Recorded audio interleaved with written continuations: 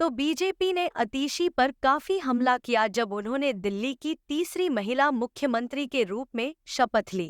विजेंद्र गुप्ता, जो दिल्ली विधानसभा में opposition leader हैं, उन्होंने तो साफ कह दिया कि ये डमी सीएम है। उनकी बातें ऐसी थी जैसे कोई औरत अपने पड़ोसन की चुगली कर रही हो। उन्होंने ये भी कहा, ये तो एक रिमोट कंट्रोल्ड गवर्नमेंट है, ये सब सिर्फ दिखावे के लिए है। फिर पूनावाला ने सोचा, अरे भाई मैं भी पीछे क्यों रहूं।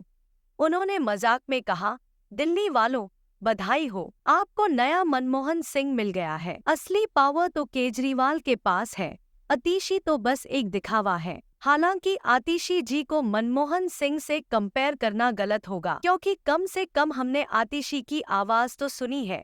और वहीं दूसरी तरफ मनमोहन सिंह जी, उन्होंने ये भी बताया कि कुछ कोर्ट के नियमों की वजह से केजरीवाल सीधे काम नहीं कर सकते, तो ऐसा लगता है कि सब कुछ किसी और के इशारे पर चल रहा है। हालांकि सीधे काम तो केजरीवाल जी पहले भी नहीं किया करते थे। मनोज तिवारी ने भी अतीशी को एक लेटर लिखकर कई मुद्दे उठाए। उन्होंने कहा, देखो, अब तुमने दिल्ली के लोगों की सेवा करने की शपथ ली है, तो हम तुमसे काफी उम्मीद रखते हैं। पहले तो ये बताओ, लिकर पॉलिसी क्यों वापस ली गई और हमें कितना नुकसान हुआ? और वो स्कूल की बिल्डिंग्स जो 5 लाख में बननी थी, वो 25 लाख की क्यों बनी? तिवारी ने ये भी कहा कि सड़कों की रिपेयर भी तुरंत होनी चाहिए। लेकिन उन्होंने अतीशी को बधाई भी दी और कहा कि पार्टी उनका पूरा सपोर्ट करेगी। फिर आशीष सूद ने सवाल उठाया, सरकार में क्या बदल गया है? बारिश के बाद फ्लडिंग की जिम्मेदारी कौन लेगा? ये तो सिर्फ इवेंट मैनेजमेंट कंपनी के मैनेजर का बदलना हुआ। चाहे अतीशी शपथ ले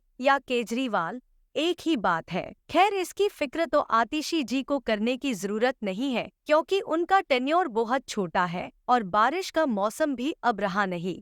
अतीशी वैसे तो 42 साल की है, पर वह दिल्ली की अब तक की सबसे कम उम्र की सीएम बनी है और अब भारत की 17वीं महिला मुख्यमंत्री बन गई है। राजनिवास में हुए ओथ टेकिंग सेरेमनी में उन्होंने 5 मिनिस्टर्स को भी शपथ दिलाई।